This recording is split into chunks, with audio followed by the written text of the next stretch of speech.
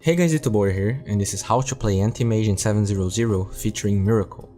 As soon as Miracle understands that he is solo laning against a Spirit Breaker, he immediately gets 1 point in mana break. The ability to deal way more damage with that skill and also prevent Spirit Breaker from charging other lanes is super worth it, while Blink is uncalled for in this situation. One minor thing I want to point out that a lot of players disregard or forget to do is trying to fight enemy creeps without your own creeps.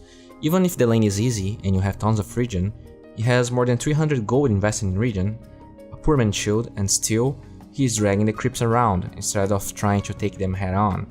He's level 2, and that would be a waste of regen, while at the same time, as long as he has enemy creeps to drag where he wants to, he can control the creep equilibrium spot, which is always good to do. Spirit Breaker ends up charging another location, and Miracle's creep wave ends up with 2 ranged creeps. Even if you focus as much as possible to deny everything, it takes some time to put the creep wave back where you want to. One thing people forget is that maintaining creep equilibrium is something you do to take experience away from the offlaner. If the offlaner is not in the lane, you could be still farming all those creeps while pressuring the tower. Sometimes it is dangerous to do that, but not in a game with a jungler. He pushes the lane, and I really like him getting the 2nd point in mana break. This is something that people have been doing for some time now, and with stats not being a viable option anymore, it is a great way to farm the jungle faster later on, while at the same time way better at harassing Spirit Breaker in the lane. Do you see what happened? By pushing the lane, Miracle forces Spirit Breaker back, but that doesn't mean he's getting anything more than the scraps from the lane. Miracle positions himself very clearly as the lane dominator, and Spirit Breaker knows he doesn't want to trade hits, or else, if something happens in the mid lane for instance, he won't be able to follow up with charge because he will have no mana. And well, since Spirit Breaker understood his position, he eventually secures a kill on Invoker. Until this point, you're probably not seeing many differences between this Anti Mage and last patch Anti Mage, but believe me, there are tons of differences. The first one starts being obvious as soon as he completes strats. Guess what? Not only Dominator is not a unique attack modifier anymore, it uses Headdress as a component, an item that many AMs would go for in the laning phase anyways to maximize their regen. But even more important, the item gives attack speed and the stats that AM always went for in the last patch and now he can't. And you might be wondering, yeah, that's fine and all, but I want to rush my Battle Fury. It's faster this way. The problem though is the combination of the game having higher pace, the jungle not being viable all the time as before, and AM not having those extra stats make rushing Battle Fury even more risky than it was before, especially when you're against heroes like Bloodseeker and Spirit Breaker that have power spikes in that area between 8 and 13 minutes, which is your key Battle Fury timing. If you die too much in that period, you'll most likely never finish your Battle Fury and you will lose. So in a way, Dominator works like Vanguard last patch, but with way more aggressive and farming power. The item has tons of different uses, from helping his team while he plays greedy with creeps, to dominating catapults to push faster. The extra sustain and attack speed are also very appreciated. I'm not sure whether extra strength is the best talent for every game, but against this ultra aggressive team he preferred to get more HP. A minor but relevant buff to Shadow Demon that can be observed here is Illusions getting attack speed. Just a few seconds before, Spirit Breaker and Bloodseeker wanted to go on AM, but failed to do so. Miracle and Shadow Demon make an illusion away from their vision, and since it attacks pretty fast, almost the same as the hero, they were pretty close believing it was real. You can even see Bloodseeker casting Rupture on him, but the illusion dies just a little bit after.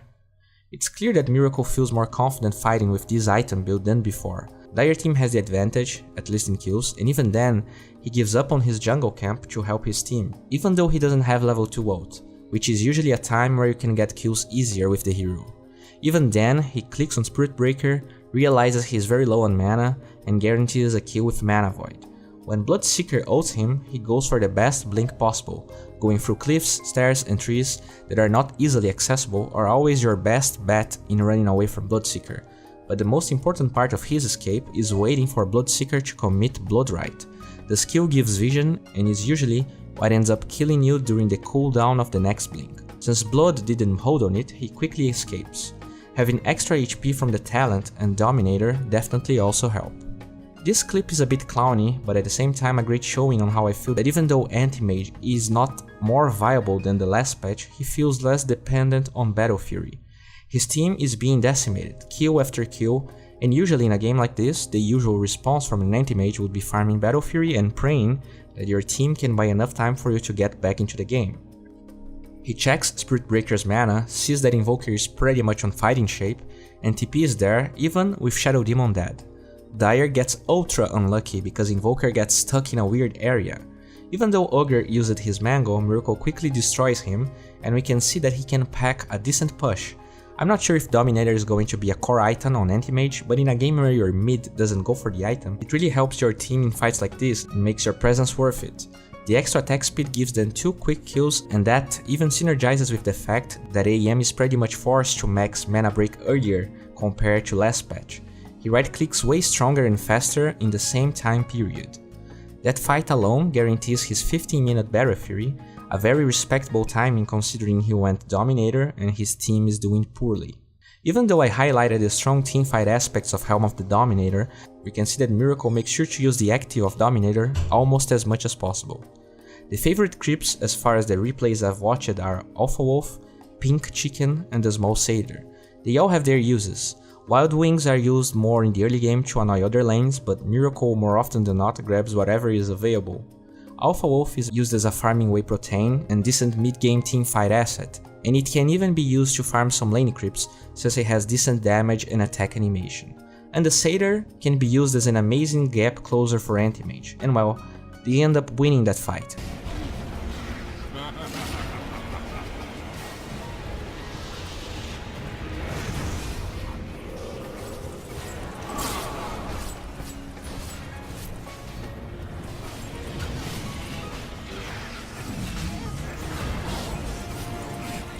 I guess one thing that I didn't mention during all of this is how Miracle pretty much farmed the Dire jungle and that ancient area of Radiant map ever since he farmed his Battle Fury.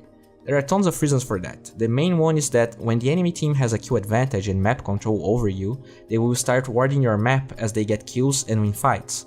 That means that over time their vision shifts over your part of the map.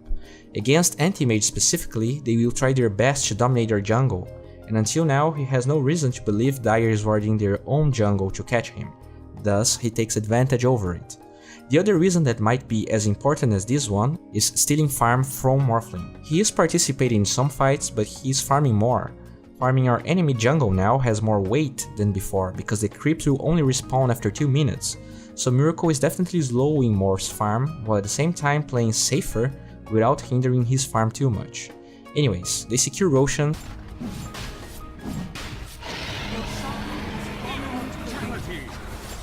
When they go for the tier 2 top, Miracle ends up playing recklessly. Invoker and Venge are not there, and he ends up losing Aegis very fast because of Blood Rage on TA.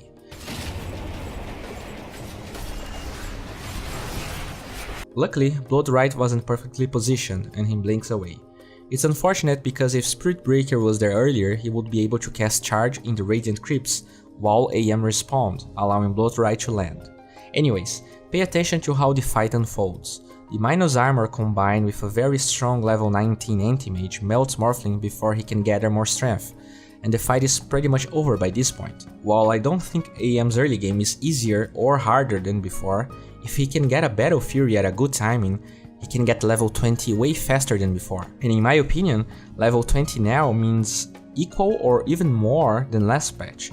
At this stage he would have 16 extra stats. With Miracle's current talents, he has 16 extra strength, 10 extra agility and intelligence, but actually 20 extra attack speed, and let's not forget about the stats from Dominator and the attack speed from Dominator, all of that faster than last patch, meaning that the time AM has to farm after Battle Fury to be relevant in a game is lower considering he doesn't die. That shows in that fight, and that propels them towards the next objective. If you pay attention to his next item, he's going Scotty, which is freaking amazing. There are tons of times when you're unsure whether you want more damage and chasing potential with Butterfly or sustain and HP with Heart. With Scotty not being a unique attack modifier anymore, AM can get the best of both worlds. While damage to towers was nerfed, we can see the potential of those Shadow Demon illusions with the buffs to attack speed in illusions. Pretty scary. This is a very weird clip. TA is affected by amplified damage, and we can see that Miracle stays in the tallest high ground possible, but she doesn't show in the minimap for some reason. I guess this is a replay bug. Anyways, since she appears to be going to that direction regardless, he knows there is no ward or trap there, and he can get closer to blink with Manta, guaranteeing an easy kill. Another kill that was guaranteed by the help of the Dominator. Actually, a triple kill. I mean, after that there's not much to talk about. We can see some of the strong points of Skadi and Dominator on him, chasing potential. Before, Basher was the only reliable choice to go for, but Basher doesn't provide a lot of damage, doesn't affect his illusions positively, and doesn't really give a lot of HP.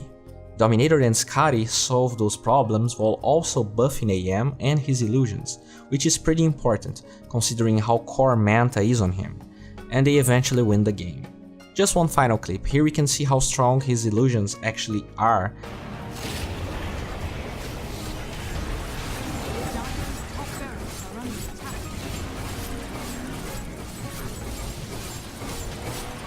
And also how decent Skadi and Helm of the Dominator are against heroes like Morphling.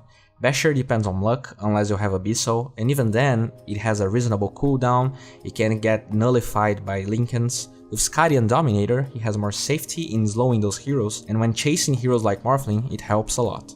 Well, this wraps up for today. If you enjoyed this video, please guys give it a thumbs up. If you want to see the extended version of this video, please check the link in the description.